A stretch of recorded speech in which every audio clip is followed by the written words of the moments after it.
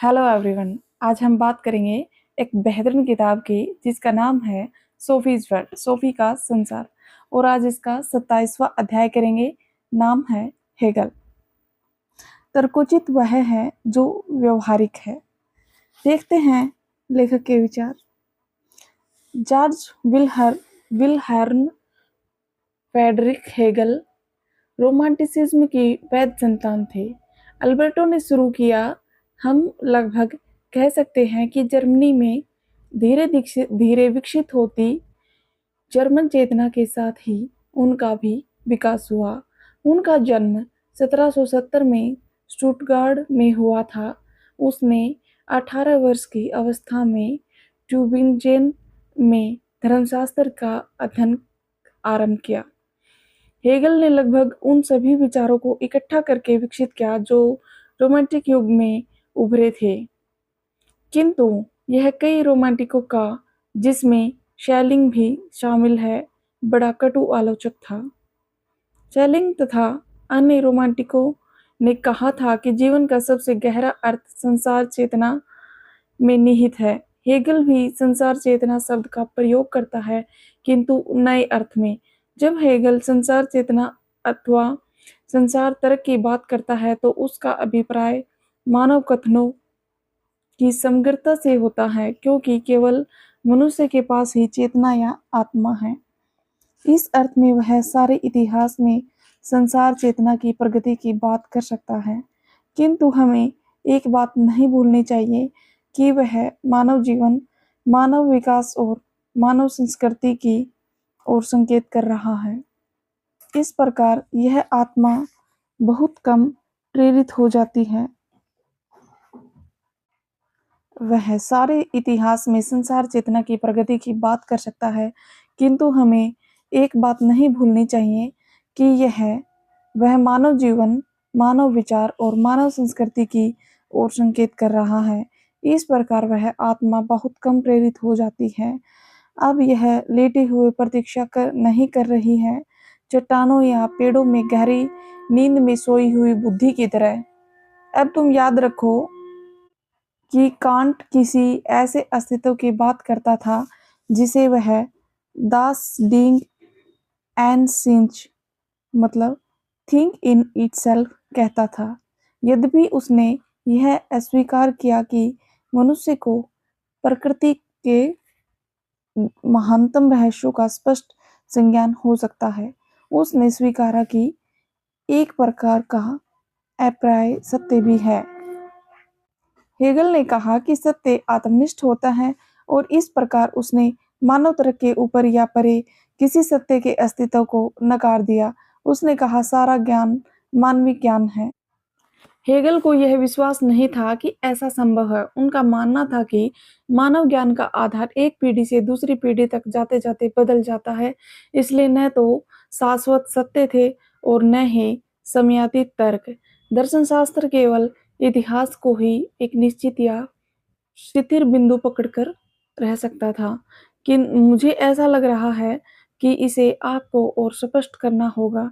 इतिहास तो निरंतर परिवर्तन की अवस्था में रहता है, तो फिर वह स्थिर बिंदु कैसे बन सकता है?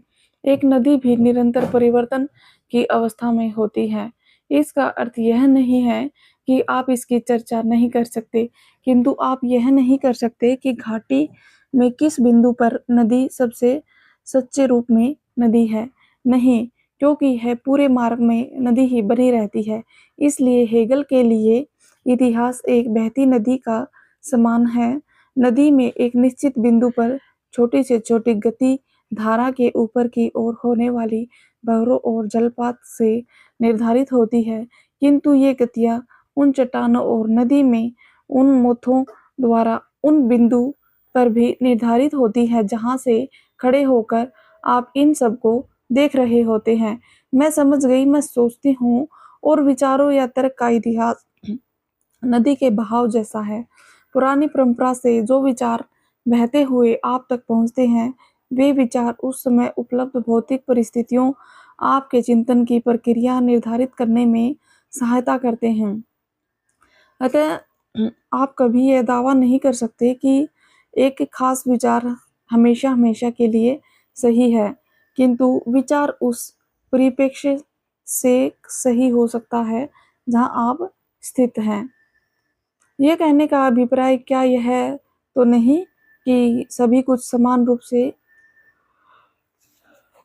पूरा सही या पूरा गलत है या क्या? बिल्कुल नहीं, किंतु कुछ चीजें एक निश्चित ऐतिहासिक संदर्भ में सही या गलत हो सकती हैं।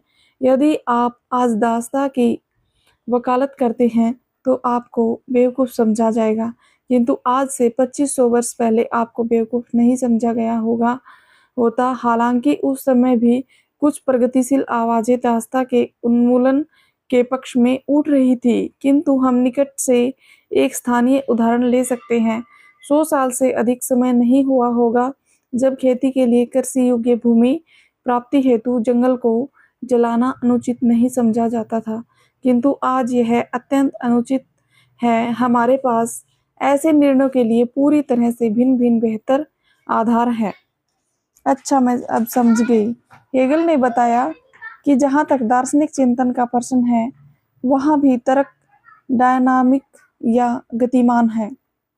वास्तव में यह एक प्रक्रिया है और सत्य भी एक ऐसी प्रक्रिया ही है, क्योंकि समय ऐतिहासिक प्रक्रिया के परे ऐसे कोई मानदंड नहीं है जो यह निर्धारित कर सके कि सर्वाधिक सत्य अथवा सर्वाधिक तर्कोचित क्या है। कृपया उदाहरण दें।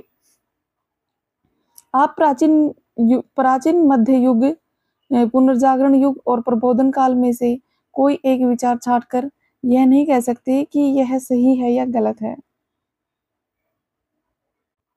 हेगल के अनुसार राज्य व्यक्ति नागरिक से अधिक होता है। इसके अतिरिक्त यह सारे नागरिकों के जोड़ से भी अधिक होता है। इसलिए हेगल कहता है व्यक्ति समाज से इस्तीफा नहीं दे सकता। इसलिए यदि कोई व्यक्ति अपनी आत्मा खोजने पाने के लिए उसी समाज के विरोध में अपने कंधे निरंतर उचकाता है जिसमें वह रहता है, तो ऐसा व्यक्ति उपहास का विषय बन जाएगा। मैं नहीं जानती कि क्या मैं इससे पूरी तरह सहमत हो सकती हूँ, किंतु आगे चलें। हेगल के अनुसार जो स्वयं को पाता है वह व्यक्ति नहीं बल्कि वह संसार चेतना है। संसार चेतना स्वयं को ढूंढ लेती है। हेगल ने कहा कि संसार चेतना 3 चरणों में स्वयं तक लौटती है। इससे उसका अभिप्राय है कि यह 3 चरणों में अपने बारे में सजग हो जाती है। कौन से? संसार चेतना पहले तो स्वयं व्यक्ति के भीतर अपने प्रति सजग होती है। हेगल इसे व्यक्तिनिष्ठ चेतना कहता है। फिर वह परिवार, नागरिक, समाज और राज्य में उच्च चेतना तक पहुंचती है। हेगल इसे वस्तुनिष्ठ चेतना कहता है, क्योंकि यह लोगों की पारंपरिक अंतःक्रिया के रूप में प्रकट होती है। किंतु एक तीसरा चरण है और वह है संसार चेतना आत्म साक्षात्कार का सर्वोच्च रूप संपूर्ण चेतना में पाती है, और यह संपूर्ण चेतना धर्म और दर्शन शास्त्र है, और इसमें दर्शन शास्त्र ज्ञान का सर्वोत्तम रूप है, क्योंकि इसमें दर्शन शास्त्र में संसार चेतना इतिहास पर अपने प्रभाव की झलक देखती है। तुम संभवतः यह कह सकती हो कि दर्शन शास्त्र संसार चेतना का दर्पण है। यह इतना रहस्यात्मक है कि इस पर सोचने के लिए मुझे कुछ समय चाहिए, किंतु मुझे आपकी कहीं आखिरी बात पसंद आई। कौन सी? यह कि दर्शन शास्त्र संसार चेतना का दर्पण है। हाँ, यह सुंदर है। क्या ख्याल है आपका? क्या इसका पीतल वाले शीशे से कुछ लेना देना है? चूंकि तुमने पूछा है, हाँ, आपका मतलब क्या है? मैं मानता हूँ कि पीतल के शीशे का विशेष महत्व है, क्योंकि यह विषय बार बार उठता है।